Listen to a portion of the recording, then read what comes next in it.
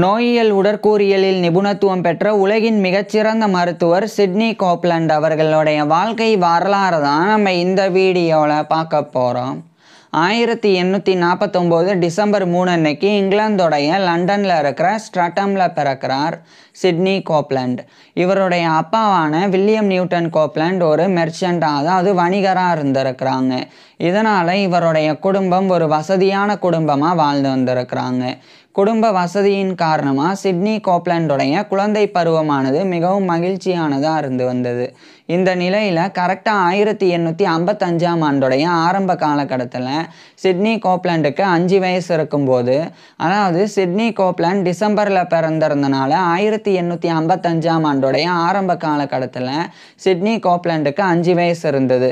அப்போது இவருடைய அப்பா இவரை படிக்க வைக்கிறதுக்காக ஸ்ட்ராட்டம்லேயே இருக்கக்கூடிய ஒரு லோக்கல் ஸ்கூலில் இவரை சேர்த்துடுறாங்க. அது ஒரு எலிமெண்ட்ரி ஸ்கூலாக இருந்தது. அங்கு சேர்ந்து சிட்னி கோப்லண்ட் இவருடைய ஆரம்ப கல்வியை படிக்க ஆரம்பிச்சிருந்தாங்க. தொடக்கம் முதலே பள்ளி பாடங்களை முழு கவனத்தோடு படிக்கக்கூடிய ஒரு பிரில்லியண்டான ஸ்டூடெண்டாக சிட்னி கோப்லண்ட் திகழ்ந்து வந்தாங்க. பிறகு 1860ஆம் ஆண்டுடைய ஆரம்ப காலகட்டத்தில் இவருடைய 10 வயதில் சிட்னி கோப்லண்ட் இவருடைய ஆரம்ப கல்வியை முடிச்சிடுறாங்க. இதுக்கப்புறமா இவருடைய அப்பா இவரை மேற்கொண்டு படிக்க வைக்கிறதுக்காக இங்கிலாந்தோடைய லண்டனில் இருக்கிற ஸ்ட்ராட்டமில் இருந்து அதே இங்கிலாந்தில் இருக்கிற ஈஸ்ட் சசெக்ஸோடைய பிரைட்டன் அண்ட் ஹோவில் இருக்கிற பிரைட்டனுக்கு இவரை அனுப்பிடுறாங்க. குறிப்பாக அங்கே இருக்கக்கூடிய ஹோவ் ஹவுஸ் ஸ்கூல் பிரைட்டன் அப்படின்ற ஒரு ஹை ஸ்கூலில் இவரை சேர்த்துடுறாங்க. ஸோ அங்கு சேர்ந்து 1860ஆம் ஆண்டிலிருந்து சிட்னி கோப்லண்ட் இவருடைய ஹையர் எஜுகேஷன் உயர்கல்வியை படிக்க ஆரம்பிச்சிருந்தாங்க. உயர்கல்வியின் போது லட்டின் லாங்குவேஜையும் கிரீக் லாங்குவேஜையும் சிட்னி கோப்லண்ட் கற்றுக்கிட்டு வந்தாங்க. பிறகு நேச்சுரல் சயின்சஸ், நேச்சுரல் ஹிஸ்ட்ரி, அதாவது இயற்கை அறிவியல், இயற்கை வரலாறு, இது போன்ற பாடங்களையும் சிட்னி கோப்லண்ட் படித்து வந்தாங்க. இந்த நிலையில் தான் சிட்னி கோப்லண்ட் மருத்துவம் படித்து ஒரு மருத்துவர் ஆகணும் அப்படின்னு முடிவு செய்கிறாங்க. இதுக்கிடையில் 1867ஆம் ஆண்டுடைய ஆரம்ப காலகட்டத்தில் இவருடைய 17 வயதில் சிட்னி கோப்லண்ட் இவருடைய ஹையர் எஜுகேஷன் உயர்கல்வியை அந்த ஹோவ் ஹவுஸ் ஸ்கூல் பிரைட்டன் அப்படின்ற அந்த ஒரு ஹை ஸ்கூல்ல இருந்து முடிக்கிறாங்க. முடிச்சதுக்கப்புறமா இங்கிலாந்துடைய ஈஸ்ட் சசெக்ஸில் இருக்கிற பிரைட்டன் அண்ட் ஹோவில் இருக்கிற பிரைட்டனில் இருந்து அதே இங்கிலாந்தில் இருக்கிற லண்டனுக்கே மறுபடியும் இவர் கிளம்பிடுறாங்க. லண்டனுக்கு போனதுக்கப்புறமா லண்டன்லேயே இருக்கக்கூடிய யூனிவர்சிட்டி காலேஜ் லண்டன், UCL அப்படின்ற ஒரு யூனிவர்சிட்டி காலேஜ் லண்டனில் இவர் ஜாயின் பண்ணுறாங்க. ஸோ அங்கே ஜாயின் பண்ணி இவர் மருத்துவம் படிக்க ஆரம்பிக்கிறாங்க. சிட்னி கோப்லண்ட் இவருடைய அப்பா மூலமாக யூனிவர்சிட்டி காலேஜ் லண்டனில் சேர்க்கப்பட்டு அங்கே இவருடைய மருத்துவ கல்வியை படிக்க ஆரம்பிக்கிறாங்க. குறிப்பாக இவர் MBCHB மெடிசனே பேக்கலோரேஸ் சர்ஜரி அப்படின்னு லட்டினில் அழைக்கப்படக்கூடிய MBBS bachelor of medicine and bachelor of surgery, இதை தான் சிட்னி கோப்லண்ட் படித்து வந்தாங்க. படிக்கிற காலகட்டத்தில் இவர் அனாட்டமி உடற்கூறியல், பெத்தாலஜி நோயியல், கிளினிக்கல் மெடிசன் மருத்துவம், சர்ஜரி அறுவை சிகிச்சை, பிசியாலஜி உடலியல், மெட்டீரியா மெடிக்கா மருந்துகளினுடைய பண்புகள் குறித்து படிக்கிறது அப்படின்னு இது போன்ற பாடங்களில் அதிக கவனம் செலுத்தி வந்தாங்க. இதுக்கப்புறம் 1871ஆம் ஆண்டு இந்த Royal college of Surgeons of England, இது லண்டனில் இருக்கிற சர்ஜன்ஸ் அறுவை சிகிச்சை நிபுணர்களுக்கு உண்டான ஒரு ராயல் காலேஜ். ஸோ அதனுடைய மெம்பர்ஷிப்பை பெறணும் அப்படின்னு சிட்னி கோப்லண்ட் அதுக்குண்டான எக்ஸாமினேஷனுக்கு ப்ரிப்பேர் ஆனாங்க. இதுக்கிடையில் இதே 1871ஆம் ஆண்டு யூனிவர்சிட்டி காலேஜ் லண்டனில் இருந்து சிட்னி கோப்லண்ட் மருத்துவ பட்டத்தை பெற்றுறாங்க. மேலும் இதே 1871ஆம் ஆண்டு member of the Royal college of Surgeons of England அப்படின்ற அந்த மெம்பர்ஷிப்பையும் பெற்றுறாங்க. ஸோ MRCS அப்படின்ற மெம்பர்ஷிப்பை 1871ஆம் ஆண்டு பெற்றுறாங்க. இதுக்கப்புறமா இந்த யூனிவர்சிட்டி காலேஜ் லண்டனுடைய அஃபிலியேட்டான தொடர்பில் இருக்கக்கூடிய அதுக்கு பக்கத்திலே இருக்கிற யூனிவர்சிட்டி காலேஜ் ஹாஸ்பிட்டல், அங்கே இவர் ரெசிடென்ட் போஸ்ட்டில் ஜாயின் பண்ணுறாங்க. அதாவது சிட்னி கோப்லண்ட் இந்த யூனிவர்சிட்டி காலேஜ் லண்டனில் மருத்துவ கல்வியை முடித்த உடனே இவர் ஒரு மருத்துவராக நோயாளிகளுக்கு சிகிச்சையெல்லாம் கொடுக்க முடியாது. அதுக்கு முன்னாடி சிட்னி கோப்லண்ட் ஒரு மருத்துவமனையில் சேர்ந்து அங்கே இருக்கக்கூடிய தேர்ந்த மருத்துவர்கள் நோயாளிகளுக்கு சிகிச்சை கொடுக்கறத பார்த்து பயிற்சி பெறணும். அதுக்கப்புறமா அந்த தேர்ந்த மருத்துவர்களினுடைய மேற்பார்வையின் கீழே சிட்னி கோப்லண்ட் நோயாளிகளுக்கு சிகிச்சை கொடுக்கணும். இதெல்லாம் சரியாக செஞ்சால் தான் சிட்னி கோப்லண்ட் ஒரு மருத்துவராக தகுதி பெற முடியும். இதுக்காக தான் இவர் இந்த யூனிவர்சிட்டி காலேஜ் ஹாஸ்பிட்டலில் ஜாயின் பண்ணி ஒரு ரெசிடெண்ட்டாக இவருடைய மெடிக்கல் ட்ரைனிங்கை மேற்கொண்டு வந்தாங்க. இதுக்கிடையில் மெடிசன்லேயே போஸ்ட் கிராஜுவேட் ஆன டாக்டர் ஆஃப் மெடிசன் அப்படின்ற MD டிகிரி, அதை இவர் லண்டன்லேயே இருக்கிற யூனிவர்சிட்டி ஆஃப் லண்டன் அங்கே படிக்க ஆரம்பிக்கிறாங்க. இதுக்கிடையில் இவருடைய மெடிக்கல் ட்ரைனிங்கை வந்து 1873க்குள்ள இவர் வந்து கம்ப்ளீட் பண்ணிடுறாங்க. இதுக்கப்புறம் இந்த 1873ஆம் ஆண்டு அந்த லண்டன்லேயே இருக்கக்கூடிய அந்த அந்த மிடில் செக்ஸ் ஹாஸ்பிட்டல், லண்டனுடைய ஃபிட்ஸ்ரோவியா அப்படின்ற ஒரு ஏரியா, அங்கே தான் இந்த மிடில் செக்ஸ் ஹாஸ்பிட்டலானது இருக்குது. ஸோ அந்த மிடில் செக்ஸ் ஹாஸ்பிட்டல் அப்படின்றது ஒரு டீச்சிங் ஹாஸ்பிட்டல். அதாவது அந்த மிடில் செக்ஸ் ஹாஸ்பிட்டலில் நோயாளிகளுக்கு சிகிச்சை மட்டும் வழங்கப்படாது, அங்கே வந்து மருத்துவ மாணவர்களுக்கு மருத்துவ கல்வியும் மருத்துவ பயிற்சியும் கூட வழங்கப்படும். ஸோ அந்த மிடில் செக்ஸ் ஹாஸ்பிட்டலில் ஒரு பெத்தாலஜிஸ்ட், நோயியல் நிபுணராக 1873ஆம் ஆண்டு சிட்னி கோப்லண்ட் நியமிக்கப்படுறாங்க. இதுக்கப்புறம் 1874ஆம் ஆண்டு யூனிவர்சிட்டி ஆஃப் லண்டன்ல இருந்து சிட்னி கோப்லண்ட் வந்து டாக்டர் ஆஃப் மெடிசன் அப்படின்ற எம்டி டிகிரியை பெற்றுறாங்க. பிறகு 1875ஆம் ஆண்டு மிடில் செக்ஸ் ஹாஸ்பிட்டலுடைய பெத்தாலஜிஸ்ட் அப்படின்ற பதவியிலிருந்து ஒரு அசிஸ்டன்ட் ஃபிசிஷியனாக இவர் வந்து நியமிக்கப்படுறாங்க. ஸோ உதவி மருத்துவராக 1875ஆம் ஆண்டிலிருந்து கிட்டத்தட்ட இவருடைய 25-26 வயதிலிருந்து சிட்னி கோப்லண்ட் பணிபுரிய தொடங்குறாங்க. இதுக்கப்புறமா அந்த மிடில் செக்ஸ் ஹாஸ்பிட்டலுடைய மெடிக்கல் ஸ்கூல், அதாவது அந்த மிடில் செக்ஸ் ஹாஸ்பிட்டலுடைய கேம்பஸில் ஒரு மெடிக்கல் ஸ்கூலும் இருக்குது. ஸோ அந்த மிடில் செக்ஸ் ஹாஸ்பிட்டல் மெடிக்கல் ஸ்கூலில் சிட்னி கோப்லண்ட் ஒரு லெக்சரராகவும் நியமிக்கப்படுறாங்க. குறிப்பாக இவர் வந்து லெக்சரர் ஆன் மெடிசனா, அதாவது மருத்துவ மாணவர்களுக்கு கற்பிக்கக்கூடிய ஒரு விரிவுரையாளர், லெக்சரராக இவர் வந்து நியமிக்கப்படுறாங்க. இதை தொடர்ந்து சிட்னி கோப்லண்ட் சில முக்கியமான ஆராய்ச்சிகளை மேற்கொள்ள தொடங்கியிருந்தாங்க. அதில் மிகவும் முக்கியமானது வந்து உடல் நலம் மற்றும் உடல் நல குறைபாடு. இந்த ரெண்டு தன்மையின் போது உடலில் ஏற்படக்கூடிய தோற்றங்கள், பர்சனல் அப்பியரன்ஸ், அது குறித்து இவர் ஒரு ரிசர்ச் வந்து பண்ணாங்க. இந்த ஆய்வினுடைய முடிவை 1879ஆம் ஆண்டு personal appearance in health and disease அப்படின்ற அந்த ஒரு டைட்டிலில் இவர் ஒரு ஒர்க்காக எழுதி பப்ளிஷ் பண்ணுறாங்க. இது வந்து ஒரு பாப்புலரான ஒரு ஒர்க்காக வந்து மாறுது. இது சிட்னி கோப்லண்டுக்கு மிகப்பெரிய புகழை தேடி கொடுக்கவும் செஞ்சது. இதுக்கிடையில் இதே 1879 காலகட்டத்தில் அந்த மிடில் செக்ஸ் ஹாஸ்பிட்டலுடைய அசிஸ்டன்ட் ஃபிசிஷியன், உதவி மருத்துவர் அப்படின்ற அந்த ஒரு பதவியிலிருந்து ஒரு ஃபுல் ஃபிசிஷியனாகவே ப்ரமோஷன் பெறாங்க, பதவி உயர்வை பெற்றுறாங்க. ஸோ ஒரு மருத்துவராக 1879ஆம் ஆண்டிலிருந்து அந்த மிடில் செக்ஸ் ஹாஸ்பிட்டலில் சிட்னி கோப்லண்ட் பணிபுரிய தொடங்குறாங்க. இந்த நிலையில் 1880ஆம் ஆண்டு இந்த சமயம் ஒரு முக்கியமான ஒரு சாதனையை வந்து சிட்னி கோப்லண்ட் படைக்கிறாங்க. அதாவது ஒரு யங் உமன் ஒருத்தவங்க, ஒரு இளம் பெண் ஒருத்தவங்க அந்த மிடில் செக்ஸ் ஹாஸ்பிட்டலில் அப்டாமினல் பெயினால், அடிவயிற்று வலியினால் பாதிக்கப்பட்டு அங்கே வந்து அனுமதிக்கப்பட்டாங்க. அந்த சமயம் சிட்னி கோப்லண்ட் தான் அந்த பெண்ணுக்கு என்ன பிரச்சனை அப்படின்றத டயக்னோஸ் பண்ணாங்க. அப்போ சிட்னி கோப்லண்ட் தான் வந்து கண்டுபிடிச்சாங்க அந்த பெண்ணுக்கு ரீனல் கால்குலஸ் இருக்குது அப்படின்னு சொல்லி. இந்த ரீனல் கால்குலஸ் அப்படின்றது இன்னொரு பேர் வந்து கிட்னி ஸ்டோன் அப்படின்றது. ஸோ சிறுநீரகத்தில் கல் இருக்குது அப்படின்னு சொல்லி. ஸோ அதை வந்து 1880ஆம் ஆண்டு இவர் தான் வந்து இவருடைய பிரில்லியண்ட்டான இன்டெலிஜென்ஸியை பயன்படுத்தி சிட்னி கோப்லண்ட் தான் கண்டுபிடிச்சாங்க. இது எந்த அளவுக்கு முக்கியமானதுன்னா, அந்த காலகட்டத்தில் அந்த அளவுக்கு மருத்துவத்தில் வளர்ச்சி இல்லாத ஒரு காலகட்டம். எந்த நோய் இருக்குது அப்படின்றது சரியாக கணிக்கிறது, அதை வந்து டயக்னோஸ் பண்ணுறதே மிகப்பெரிய ஒரு சாதனை. ஸோ அது மாதிரி 1880ஆம் ஆண்டு சிட்னி கோப்லண்ட் தான் அந்த ஒரு யங் உமனுக்கு ரீனல் கால்குலஸ் இருக்குது, அதனால தான் அந்த பெண்ணுக்கு அப்டாமினல் பெயின் இருக்குது அப்படின்றத கண்டறிஞ்சாங்க. அதுக்கப்புறமா இந்த நெஃப்ரோலித்தோமி அப்படின்ற அந்த ஒரு சர்ஜரியும் அந்த பெண்ணுக்கு மிடில் செக்ஸ் ஹாஸ்பிட்டலில் 1880ஆம் ஆண்டே பண்ணப்பட்டது.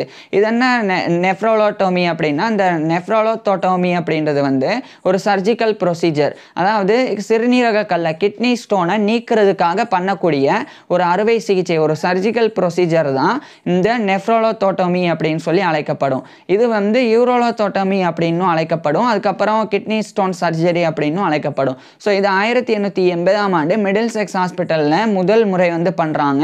ஸோ இது பண்ணுறதுக்கு சிட்னி கோப்லண்டோடைய டயக்னோசிஸ், பிரில்லியண்ட்டான இன்டெலிஜென்ட்டை இவர் பயன்படுத்தி இவர் கண்டறிஞ்ச அந்த டயக்னோசிஸ், அந்த கிட்னி ஸ்டோன் ரீனல் கால்குலஸ் இருக்குது அப்படின்னு இவர் கண்டுபிடிச்சது தான் காரணமாக இருந்தது.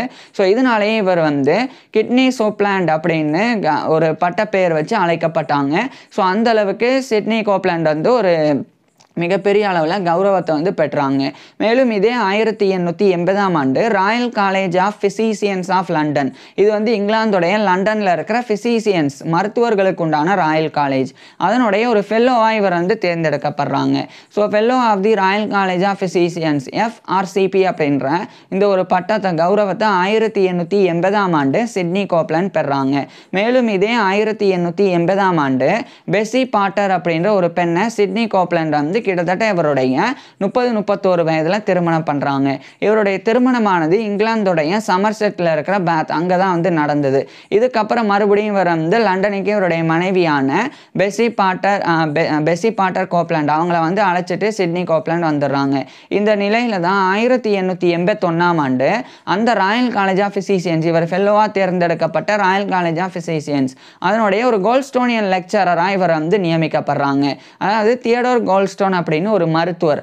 அவர் வந்து வாழ்கிற காலகட்டத்தில் அவருடைய பேரில் அந்த தியோடர் கோல்ட்ஸ்டோனியன் லெக்சர்ஸ் அப்படின்னு ஒரு மெடிக்கல் லெக்சர், ஒரு மருத்துவ விரிவுரையை ராயல் காலேஜ் ஆஃப் ஃபிசிசியன்ஸில் நிறுவனாங்க. அது வந்து வருடம் அந்த ராயல் காலேஜ் ஆஃப் ஃபிசிசியன்ஸ் வந்து தலை சிறந்த மருத்துவர்களில் ஒருத்தரை தேர்ந்தெடுத்து அந்த ஒவ்வொரு வருடமும் இந்த கோல்ட்ஸ்டோனியன் லெக்சர்ஸ் வந்து வழங்குறதுக்கு ஒரு கோல்ட்ஸ்டோனியன் லெக்சரராக நியமிப்பாங்க.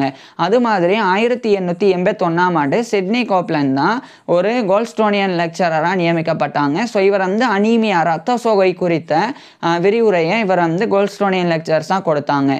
ரத்த சோகை அப்படின்றது உடலில் ரத்தத்தினுடைய அளவு குறைகிறது, அதில் ஏற்படக்கூடிய பிரச்சனையாக தான் அனீமியா அப்படின்றது, ரத்த சோகை. ஸோ அது குறித்த ஒரு விரிவுரையை மெடிக்கல் லெக்சராக கோல்ட்ஸ்டோனியன் லெக்சர்ஸாக இவர் சிட்னி கோப்லாண்ட் வந்து கொடுத்தாங்க. இதுக்கப்புறம் சிட்னி கோப்லாண்ட் வந்து இந்த காலகட்டத்தில் லண்டன்லேயே இருக்கிற செயின்ட் ஜார்ஜஸ் ஹாஸ்பிட்டல் அதனுடைய ஒரு ஃபிசிசியன் மருத்துவராகவும் சிட்னி கோப்லாண்ட் நியமிக்கப்படுறாங்க.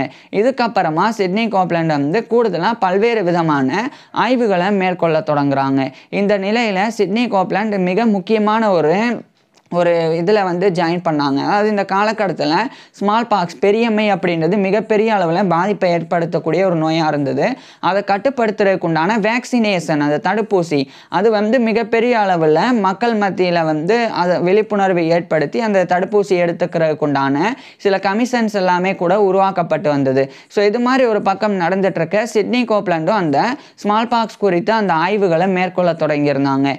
மேலும் இதே காலகட்டத்தில் இவர் வந்து மென்டல் ஹெல்த், இந்த மனநல பிரச்சனை, ஸோ அது குறித்த மருத்துவ பயிற்சியையும் சிட்னி கோப்லாண்ட் இந்த காலகட்டத்தில் எடுத்துக்கிட்டு வந்தாங்க. இதுக்கிடையில தான் 1889 இந்த சமயம் வந்து ராயல் கமிஷன் ஆன் வேக்சினேஷன் அதில் இவர் வந்து ஜாயின் பண்ணுறாங்க. ஜாயின் பண்ணுறது மட்டும் இல்லாமல் ஸ்மால் பாக்ஸ் அவுட் பிரேக்ஸுக்கு உண்டான அது குறித்த அந்த பெரியம்மை நோய் தொற்று, ஸோ அந்த ஸ்மால் பாக்ஸ் அவுட் பிரேக்ஸுக்கு உண்டான ரிப்போர்ட்டை வந்து இவர் தயாரித்து அதை வந்து ராயல் கமிஷன் ஆன் வேக்சினேஷனுக்கு சிட்னி கோப்லாண்ட் வந்து சப்மிட் பண்ணவும் ஆரம்பிக்கிறாங்க. இந்த நிலையில் தான் 1891ஆம் ஆண்டு Middlesex hospital medical school அதனுடைய ஒரு டீனாகவே இவர் நியமிக்கப்படுறாங்க. இது இவர் கிடைக்கக்கூடிய மிகப்பெரிய ஒரு கௌரவமாக இருந்தது. இதுக்கப்புறமா இவர் ரத்தத்தில் ஏற்படக்கூடிய பாதிப்புகள் இது குறித்தெல்லாம் ஒரு ஒர்க்கை எழுதி 1892ஆம் ஆண்டு notes on the clinical examination of the blood and excreta அப்படின்ற அந்த ஒரு டைட்டில் 1892ஆம் ஆண்டு இந்த ஒரு ஒர்க்கை சிட்னி கோப்லாண்ட் பப்ளைஸ் பண்ணுறாங்க. இதுக்கப்புறமா இந்த ஸ்மால் பாக்ஸ் அவுட் பிரேக்ஸ் குறித்த ரிப்போர்ட்ஸ் அது வந்து 1896 இந்த ஆண்டுக்குள்ள 6 ரிப்போர்ட்ஸ், 6 அறிக்கைகளை அந்த ராயல் கமிஷன் ஆன் வேக்சினேஷனில் சிட்னி கோப்லாண்ட் சப்மிட் பண்ணியிருந்தாங்க. அதுவும் 1889 1896 வரை இந்த 7 ஆண்டுகளில் இவர் வந்து அவ்வளோ 6 ரிப்போர்ட்ஸை வந்து தயாரித்தாங்க. அந்த 6 ரிப்போர்ட்ஸையும் 1896க்குள்ள சிட்னி கோப்லாண்ட் வந்து ராயல் கமிஷன் ஆன் வேக்சினேஷனுக்கு சப்மிட் பண்ணாங்க. இந்த அறிக்கைகள் வந்து எங்கெல்லாம் வந்து அதிகமாக ஸ்மால் பாக்ஸ் ஏற்படுறதுக்கு உண்டான வாய்ப்புகள் இருக்குது, எங்கெங்கெல்லாம் இந்த ஸ்மால் பாக்ஸ் வேக்சினேஷனுக்கு உண்டான விழிப்புணர்வு இல்லாமல் இருக்குது, ஸோ இது மாதிரியான விஷயங்கள் உள்ளடங்கி இருந்தது. இதுக்கப்புறம் 2 ஆண்டுகளுக்கு பிறகு 1898ஆம் ஆண்டு சிட்னி கோப்லாண்ட் வந்து இந்த கமிஷனர்ஸ் லூனசி அப்படின்ற லூனசி கமிஷன் அதில் ஒரு கமிஷனராக ஜாயின் பண்ணுறாங்க. இந்த லூனசி கமிஷனானது கமிஷனர்ஸ் லூனசி அப்படின்னு அழைக்கப்படும், கமிஷனர்ஸ் இன் லூனசி அப்படின்னு அழைக்கப்படும், லூனசி கமிஷன் அப்படின்னு அழைக்கப்படும். இந்த லூனசி கமிஷனில் 11 கமிஷனர்ஸாக இருந்தாங்க ஒட்டுமொத்த யுனைடெட் கிங்டம்லேயே. அந்த 11 பேரில் ஒருத்தராக சிட்னி கோப்லாண்ட் 1898ஆம் ஆண்டு நியமிக்கப்பட்டாங்க. இதன் காரணமாக சிட்னி கோப்லாண்ட் வந்து இவர் வேலை பார்க்கக்கூடிய மிடில் செக்ஸ் ஹாஸ்பிட்டல் அதனுடைய அந்த ஃபிசிசியன் மருத்துவர் அப்படின்ற பதவியை வந்து இவர் ரிசைன் பண்ணுறாங்க. ரிசைன் பண்ணிவிட்டு இந்த லூனசி கமிஷனில் இவர் வந்து ஒரு கமிஷனராக அந்த 11 கமிஷனர்ஸில் ஒருத்தராக ஜாயின் பண்ணுறாங்க.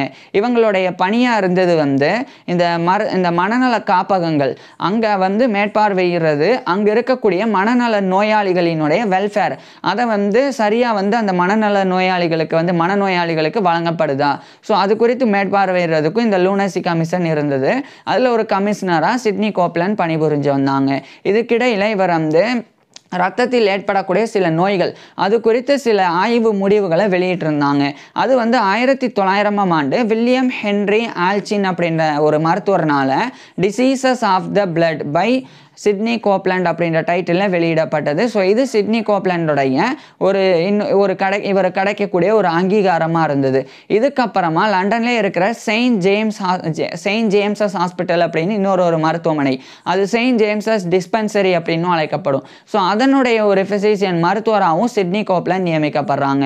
மேலும் இந்த காலகட்டத்தில் இந்த லூனசி கமிஷனில் இவர் பணிபுரிஞ்சு வந்தாலும் middle sex hospital medical school அங்கே இவர் வந்து ஒரு லெக்சரர் ஆன் மெடிசன் அப்படின்றதுல இருந்து லெக்சரர் ஆன் பிராக்டிக்கல் மெடிசன் நடைமுறை மருத்துவத்தின் விரிவுரையாளர் அந்த பதவியையும் வகித்தாங்க.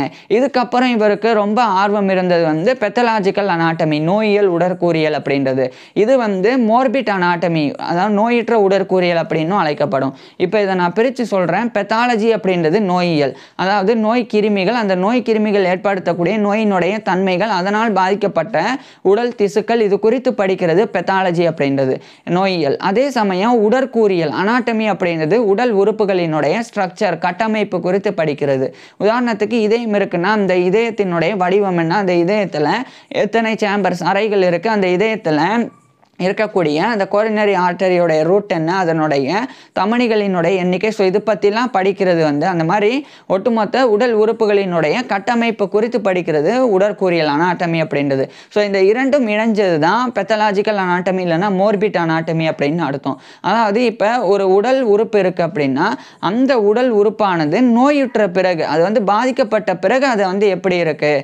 உதாரணத்துக்கு நுரையீரலில் நிமோனியா பாதிப்பு ஏற்பட்டால் பஞ்சு மாதிரி இருக்கிற நுரையீரல் கல் மாதிரி மாறிடும். ஸோ இது மாதிரி அதனுடைய ஸ்ட்ரக்சரே மாறுபாடு அடையுது. ஸோ அது பற்றி படிக்கிறது. அது மாதிரி உடல் உறுப்புகள், எலும்பு, நம்மளுடைய திசுக்கள், ஸோ அதில் ஏற்படக்கூடிய ஸ்ட்ரக்சரல் சேஞ்சஸ் குறித்து, நோயினால் ஏற்படக்கூடிய ஸ்ட்ரக்சரல் சேஞ்சஸ் குறித்து படிக்கிறது பெத்தலாஜிக்கல் அனாட்டமி அல்லது மோர்பிட் அனாட்டமி அப்படின்னு அர்த்தம். ஸோ இதில் இந்த காலகட்டத்தில் இவர் சிட்னி கோப்லண்ட் நிறைய ஆர்வம் காட்டினாங்க. இதனாலே இவர் வந்து பெத்தலாஜிக்கல் அனாட்டமியில் ஸ்பெஷலைஸ்டாகவும் இருந்தாங்க, நிபுணத்துவமும் பெற்றாங்க. மேலும் இது குறித்த விரிவுரையும் லெக்சரர் ஆன் பெத்தலாஜிக்கல் அனாட்டமி அப்படின்ற நோயியல் உடற்கூறியலின் விரிவுரையாளர் அப்படின்ற பொறுப்பிலும் கூட இவர் வந்து நியமிக்கப்பட்டாங்க. இதுக்கப்புறமா சிட்னி கோப்லண்ட் தொடர்ச்சியாக அந்த லூனசி கமிஷன்லையும் இவருடைய பங்களிப்பை 1910கள் காலகட்டத்திலையும் பண்ணாங்க. இறுதியாக 1914 இந்த காலகட்டத்தில் இந்த லூனசி கமிஷன் ஆனது board of control for lunacy and mental deficiency அப்படின்னு ஒரு போர்ட் ஆஃப் கண்ட்ரோலாக மாற்றம் அடைஞ்சது. ஸோ அந்த board of control for lunacy and mental deficiency அதனுடைய ஒரு மெம்பராக 1914ஆம் ஆண்டு இவர் வந்து நியமிக்கப்பட்டாங்க. ஸோ இந்த சிட்னி கோப்லண்ட் வந்து இந்த மெம்பராக நியமிக்கப்பட்டிருக்கக்கூடிய board of control for lunacy and mental deficiency அப்படின்றதோடைய கடமை என்னென்னா மனநோயாளிகளுக்கு வழங்கப்படக்கூடிய சிகிச்சை அதை வந்து மேற்பார்வையிடுறதா இருந்தது. அதாவது இதுக்கு முன்னாடி லூனசி கமிஷன் அதனுடைய பொறுப்பு என்னென்னா மனநல காப்பகங்கள் அதை வந்து மேற்பார்வையிடுறது, அங்கே இருக்கக்கூடிய மனநோயாளிகளினுடைய வெல்ஃபேர் அதை வந்து சரியாக அவங்களுக்கு வழங்கப்படுது அப்படின்னு மேற்பார்வையிடுறது. ஆனால் இதே சமயம் இந்த board of control for lunacy and mental deficiency இந்த போர்ட் ஆஃப் கண்ட்ரோலோடைய பணியானது அந்த மனநல நோயாளிகளுக்கு வழங்கப்படக்கூடிய சிகிச்சை அதை மேற்பார்வையிடுறது. அவங்களுக்கு சரியான சிகிச்சை வழங்கப்படுதா, அவங்க மருத்துவர்களால சரியாக நடத்தப்படுறாங்களா, மனநல மருத்துவர்களால, ஸோ இதெல்லாம் வந்து மேற்பார்வையிடுறது தான் இந்த board of control for lunacy and mental டெஃபிஷியன்சியோடைய கடமையாக இருந்தது. ஸோ அதில் ஒரு மெம்பராக இருந்து 1914 சிட்னி கோப்லண்ட் இவருடைய பணியை செஞ்சு வந்தாங்க. இந்த நிலையில் 1915ஆம் ஆண்டு ராயல் காலேஜ் ஆஃப் ஃபிசிஷியன்ஸோடைய ஒரு ஹார்வே ஒரேட்டராக இவர் நியமிக்கப்பட்டாங்க. அதாவது வில்லியம் ஹார்வி அப்படின்னு ஒரு மருத்துவர். இந்த வில்லியம் ஹார்வியோடைய வாழ்க்கை வரலாறை நம்ம ஏற்கனவே பார்த்துருக்குறோம். இவர் தான் வந்து சர்க்குலேட்டரி சிஸ்டம் நம்மளுடைய உடலில் சர்க்குலேட்டரி சிஸ்டமை வந்து டிஸ்கவர் பண்ணவர், கண்டறிஞ்சவர். ஸோ அந்த வில்லியம் ஹார்வி இறந்த பிறகு அவரை கௌரவப்படுத்துறதுக்காக வில்லியம் ஹார்வியோடைய பேரில் உருவாக்கப்பட்டது தான் ஹார்வே இனோவேஷன் அப்படின்றது. ஸோ அது ராயல் காலேஜ் ஆஃப் ஃபிசிஷியன்ஸில் வருடம் ஒவ்வொரு தலை சிறந்த மருத்துவர்களில் ஒருத்தர்னால வழங்கப்பட்டு வரும். ஸோ அது மாதிரி 1915ஆம் ஆண்டு சிட்னி கோப்லண்ட் தான் அந்த ஹார்வே இனோவேட்டராக நியமிக்கப்பட்டாங்க. அது ஒரு விரிவுரை அப்படின்னு சொல்லலாம், மெடிக்கல் லெக்சர் அப்படின்னு சொல்லலாம், அது வந்து சொற்பொழிவு அப்படின்னு சொல்லலாம். ஸோ அதை இவர் வந்து observations on the statistics in regard to mental disorders and their consequences இது குறித்து இவர் அண்ட் தேர் அக்கரன்ஸ் இது குறித்து 1915ஆம் ஆண்டு இந்த டைட்டிலில் அந்த ஹார்வே இனோவேஷனை வந்து சிட்னி கோப்லண்ட் வந்து வழங்கினாங்க. அதாவது மனநல கோளாறுகள் மற்றும் அவற்றின் நிகழ்வுகள் குறித்த புள்ளி விவரங்களின் அவதானிப்புகள். ஸோ அதுதான் 1915ஆம் ஆண்டு இவர் வந்து வழங்கினாங்க. Observations on the statistics in regard to mental disorders and their occurrence அப்படின்ற டைட்டிலில். இதுக்கப்புறம் சிட்னி கோப்லண்ட் தொடர்ச்சியாக அந்த ஒரு பொறுப்பில் அந்த board of control for lunacy and mental deficiency அதில் மெம்பர் அப்படின்ற பதவியில் அடுத்த சில ஆண்டுகள் இவர் பணிபுரிஞ்சாங்க. இறுதியாக 1921 இந்த காலகட்டத்தில் தான் சிட்னி கோப்லண்ட் வந்து ரிட்டையரே ஆனாங்க. அதாவது ஒட்டுமொத்த பொறுப்புகளில் இருந்தும் கிட்டத்தட்ட இவருடைய 71-72 வயதில் சிட்னி கோப்லண்ட் வந்து அந்த ஒரு board of control for lunacy and mental டெஃபிஷியன்சியிலிருந்து விலகுறாங்க. இதுக்கப்புறம் ஓய்வில் இருந்தாங்க. இந்த காலகட்டத்திலலாம் சிட்னி கோப்லண்டுடைய ஒரு மகன் ரெஜினல் கோப்லண்ட் அப்படின்னு அவர் வந்து இங்கிலாந்துடைய ஆக்ஸ்போர்ட்ஷையரில் இருக்கிற அங்கே இருக்கிற யூனிவர்சிட்டி ஆஃப் ஆக்ஸ்போர்ட் அதனுடைய பெய்ட் ப்ரொஃபஸர் ஆஃப் கொலோனியல் ஹிஸ்ட்ரியாக நியமிக்கப்பட்டாங்க. அவர் ஒரு ஹிஸ்டோரியனாகவும் ஆனாங்க, வரலாற்று ஆசிரியராகவும் சிட்னி கோப்லண்டுடைய மகனானாங்க. இந்த ரெஜினல் கோப்லண்ட் வந்து 1884ஆம் ஆண்டு ஆகஸ்ட் 2 அன்னைக்கு பிறந்தவர். ஸோ இதை நான் வந்து சொல்ல தவறிட்டேன். ஸோ சிட்னி கோப்லண்டுக்கும் இவருடைய மனைவியான பெசி பாட்டர் கோப்லண்ட் இவங்க 2 பேருக்குமே இந்த ரெஜினல் கோப்லண்ட் உட்பட சில குழந்தைகள் பிறந்தாங்க. இது சிட்னி கோப்லண்டுடைய பர்சனல் லைஃப். இது ஒரு பக்கம் இருக்க இந்த வயதான காலகட்டத்தில் சிட்னி கோப்லண்ட் வந்து ஓய்விலேயே இவருடைய காலத்தை கழிச்சு வந்தாங்க. சிட்னி கோப்லண்டுக்கு ஒரு வீக்னஸ் இருந்தது. இவர் வந்து ரொம்ப சைனஸாக இருப்பாங்க, ரொம்ப வெக்கப்படுவாங்க ஒரு இடத்துல பேசுகிறதுக்கும் மற்ற நபர்கள் மத்தியில் ஒரு சிகிச்சை கொடுக்கறதுக்கும் கூட. ஸோ அதுவே வந்து இவர் ஒரு ஹேண்டிகேப்டு மாதிரி இவர் ஆக்கிருச்சு அப்படின்ற அந்த ஒரு விஷயமும் இருந்தது. அது மட்டும் இல்லாமல் ஜான் பி செண்டன் அப்படின்னு சொல்லி ஒரு நபர், அவர் வந்து இவரை வந்து டீச்சிங்கில் ஒரு கான்சியன்ஸான ஒரு நபர் அப்படின்னு இவரை வந்து சொன்னாங்க. அது மட்டும் இல்லாமல் அதே சமயம் ஒரு மருத்துவராக, அதாவது ஒரு டீச்சராக இவர் வந்து கான்சியன்ஸான ஒரு நபர், அதே சமயம் ஒரு மருத்துவராக வந்து ஹைலி செல்ஃப் கான்சியஸ்னஸோடு இருக்கக்கூடியவர் அப்படின்னு சொல்லி இவரை வந்து புகழ்ந்தாங்க. ஸோ இப்பேற்பட்ட சிட்னி கோப்லண்ட் வந்து இறுதியாக 1930ஆம் ஆண்டு ஏப்ரல் 29 அன்னைக்கு இவருடைய 80 வயதில் இறந்து போயிடுறாங்க. ஸோ 1930 ஏப்ரல் 29 இவருடைய 80 வயதில் சிட்னி கோப்லண்ட் இறந்து போயிடுறாங்க. சிட்னி கோப்லண்ட் இறந்து போயிட்டாலும் இவர் மருத்துவத்திற்கு ஆற்றின பங்களிப்பானது மிகப்பெரிய அளவில் இருந்தது. குறிப்பாக இவர் வந்து கிட்னி சோப்லாண்ட் அப்படின்னு இவர் அழைக்கப்படுறதுக்கு காரணமாக இருந்த அந்த ரீனல் கால்குலஸை யங் உமனுக்கு இருக்குது அப்படின்னு டயக்னோஸ் பண்ணி இவருடைய திறமையை வெளிக்காட்டினதாக இருக்கட்டும். அது மட்டும் இல்லாமல் கோல்ட்ஸ்டோனியன் லெக்சரராகவும் ஹார்வே இனோவேட்டராகவும் இவர் கொடுத்த விரிவுரைகளாக இருக்கட்டும், அதுக்கப்புறமே அவர் எழுதின புத்தகங்களாக இருக்கட்டும், இதெல்லாமே இன்னைக்கு வரைக்குமே கூட சிட்னி கோப்லண்டுடைய பேர் சொல்லக்கூடிய அளவில் இருக்குது. இதனாலேயே சிட்னி கோப்லண்ட் மறைந்தும் கூட இன்று வரை யுனைடெட் கிங்டமில் இருக்கிற மருத்துவர்கள் மத்தியில் நினைவில் கொள்ளப்படுறாங்க. ஸோ இப்பேற்பட்ட சிட்னி கோப்லண்ட் பற்றி நீங்கள் என்ன நினைக்கிறீங்க அப்படின்றத கீழே கமெண்ட்ஸில் சொல்லுங்கள். உங்களுக்கு எந்த மாதிரியான டாபிக்ஸில் எந்த மாதிரியான வீடியோஸ் வேணும் அப்படின்றதையும் கீழே கமெண்ட்ஸில் சொல்லுங்கள். தேங்க்யூ.